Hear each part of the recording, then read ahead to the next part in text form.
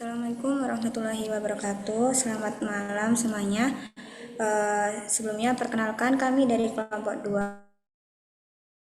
2 kelas B akan mempresentasikan mengenai regulasi laboratorium pengolahan sel punca dan atau sel.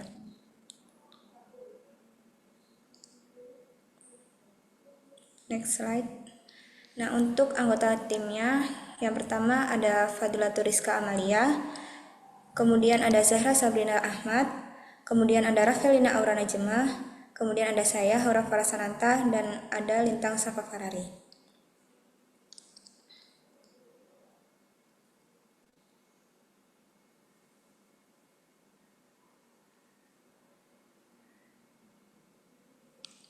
Nah, adapun pembahasan yang akan kita jelaskan pada malam hari ini yaitu yang pertama ada pengertian, kedua ada regulasi, ketiga ada Undang-Undang Nomor 17 Tahun 2023, yang keempat ada Permenkes Nomor 50 Tahun 2012, kemudian yang kelima ada pentingnya regulasi, dan yang terakhir adalah kesimpulan. Nah, yang pertama yaitu untuk pengertiannya. Regulasi laboratorium pengolahan sel punca dan atau sel melibatkan berbagai aturan dan standar yang bertujuan untuk memastikan keamanan, kualitas, dan efektivitas sel punca yang diolah untuk tujuan penelitian atau terapi klinis. Regulasi ini mencakup berbagai aspek mulai dari izin operasional hingga praktik laboratorium yang baik. Yang kedua, regulasi. Regulasi yang pertama yaitu izin dan lisensi. Izin operasional. Yang pertama, izin operasional. Laboratorium yang mengolah sel punca harus memiliki izin dari otoritas kesehatan yang relevan, seperti Kementerian Kesehatan atau Badan Pengawas Obat dan Makanan atau BPOM di Indonesia. Izin ini diperlukan untuk memastikan bahwa laboratorium memenuhi standar nasional dan internasional. Yang kedua yaitu lisensi khusus. Terkadang lisensi tambahan diperlukan untuk jenis pengolahan tertentu, terutama jika sel punca digunakan untuk terapi manusia atau penelitian klinis. Nah, yang selanjutnya ada standar praktik produksi yang baik atau Good Manufacturing Practice GMP. Untuk pengendalian lingkungan, laboratorium harus mematuhi standar GMP yang mencakup kontrol ketat terhadap lingkungan kerja, termasuk kebersihan, sterilisasi, dan kontrol kontaminasi. Kemudian ada validasi proses.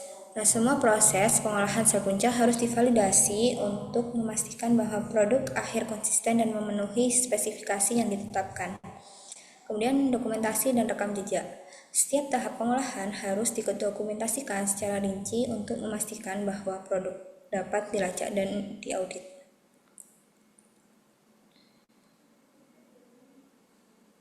Kemudian ada Good Laboratory Practice. Protokol pengujian dan pemantauan. GLP mengatur bagaimana pengujian dilakukan, bagaimana data dicatat, dan bagaimana hasil dianalisis untuk memastikan keandalan dan keabsahan. Kemudian untuk pengendalian mutu sendiri adalah laboratorium harus memiliki prosedur pengendalian mutu yang ketat untuk memastikan bahwa sel punca yang dihasilkan bebas dari kontaminasi dan sesuai dengan standar yang diperlukan untuk penggunaan klinis atau penelitian. Kemudian ada etika dan keselamatan pasien. Yang pertama itu persetujuan etik. Untuk ini, setiap penelitian atau prosedur klinis melibatkan sel punca harus mendapatkan persetujuan dari komite etik yang relevan. Hal ini untuk memastikan bahwa semua penelitian mematuhi standar etika dan tidak membahayakan pasien. Kemudian ada informed consent. Nah, dalam konteks ini, penggunaan sel punca untuk terapi, pasien harus diberikan informasi yang cukup tentang risiko, manfaat, dan alternatif yang ada, dan harus memberikan persetujuan yang diinformasikan sebelum prosedur dilakukan. Untuk pembahasan selanjutnya akan dilanjutkan oleh rekan saya. Terima kasih.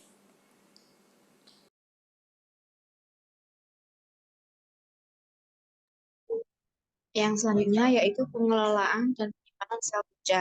Kondisi penyimpanan sel punca harus disimpan dalam kondisi yang tepat, seperti suhu dalam topik sakit, untuk mempertahankan reliabilitas dan potensi terapeutik mereka. Yang kedua yaitu labeling dan pelacakan. Setiap sampel sel punca harus dilabel yang jelas dan dapat dilacak kembali ke sumbernya untuk memastikan integritas dan akuratabilitas. Yang selanjutnya yaitu pengelolaan limbah biologis. Protokol pengelolaan limbah laboratorium berfungsi protokol pengelolaan limbah yang sesuai untuk menangani limbah biologis dan kimia yang dihasilkan selama proses pengelolaan. Ini termasuk prosedur pembuangan yang aman dan sesuai dengan regulasi lingkungan. Yang selanjutnya yaitu pengawasan dan kepatuhan, audit dan inspeksi. Laboratorium pengolahan sel punca harus siap untuk diaudit dan diinspeksi oleh otoritas yang berwenang. Audit ini bertujuan untuk memastikan bahwa laboratorium mematuhi semua regulasi yang relevan. Yang kedua yaitu sanksi dan penegakan. Pelanggaran terhadap regulasi dapat mengakibatkan sanksi hukum, termasuk denda, pencabutan izin, dan atau tindakan lainnya sesuai dengan tingkat pelanggaran. Selanjutnya yaitu regulasi khusus untuk produk sel punca.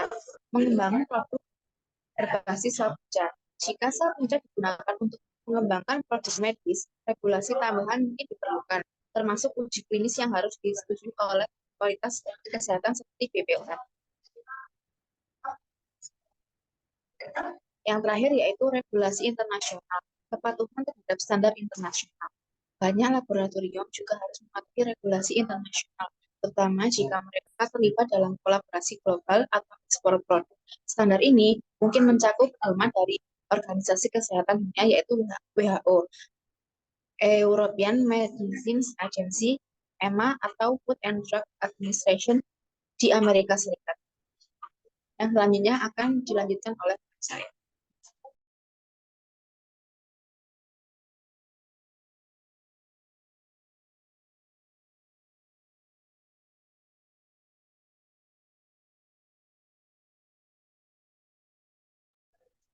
Baik, untuk selanjutnya UU nomor 17 tahun 2023.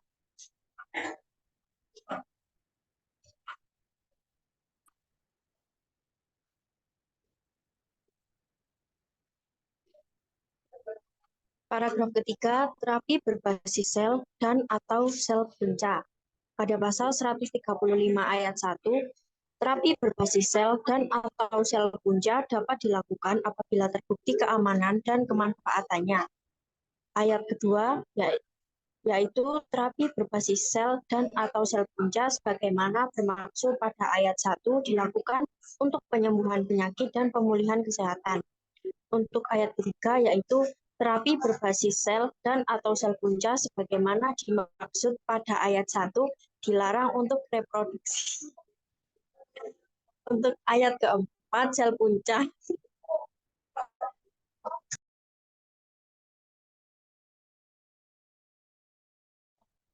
Untuk ayat keempat, sel punca sebagaimana dimaksud pada ayat 1 tidak boleh berasal dari sel punca embrionik. Untuk pasal 136 yang berbunyi ketentuan lebih lanjut mengenai terapi berbasis sel dan atau sel punca sebagaimana dimaksud dalam pasal 135 diatur dengan peraturan pemerintah.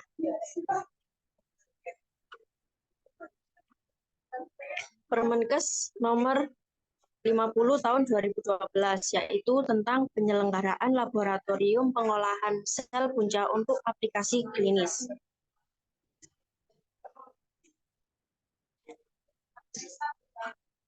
Pentingnya regulasi akan dibacakan oleh rekan saya. Baik, selanjutnya yang pertama adalah keselamatan pasien. Regulasi memastikan bahwa semua proses pengolahan sel punca dilakukan di lingkungan yang terkendali dengan standar kebersihan dan sterilitas yang ketat. Ini sangat penting untuk mencegah kontaminasi yang dapat berakibat fatal bagi pasien. Yang kedua ialah kualitas dan konsistensi, standar produksi dan yang ketat. Regulasi seperti Good Manufacturing Practice atau GMP dan Good Laboratory Practice atau GLP menetapkan standar yang harus dipenuhi oleh laboratorium dalam pengolahan sel punca. Yang ketiga, hak pasien, persetujuan yang informatif, informed consent. Regulasi mengharuskan pasien diberikan informasi yang lengkap dan benar mengenai resiko, manfaat, dan alternatif dari terapi sel punca. Yang keempat, pengembangan ilmiah. Regulasi memastikan bahwa semua langkah dalam pengolahan sel punca terdokumentasi dengan baik. Ini penting untuk keperluan audit, pelacakan, dan reproduksi hasil dalam konteks penelitian ilmiah. Yang kelima, kepercayaan publik. Regulasi mendorong transparansi dalam operasi laboratorium yang pada gilirannya meningkatkan kepercayaan publik terhadap produk dan layanan yang disediakan, khususnya dalam konteks terapi inovatif seperti penggunaan sel punca. Yang terakhir ialah kepatuhan hukum dan standar internasional. Kepatuhan regulasi memastikan bahwa semua aktivitas laboratorium legal dan dapat dipertanggungjawabkan, baik secara ilmiah maupun hukum.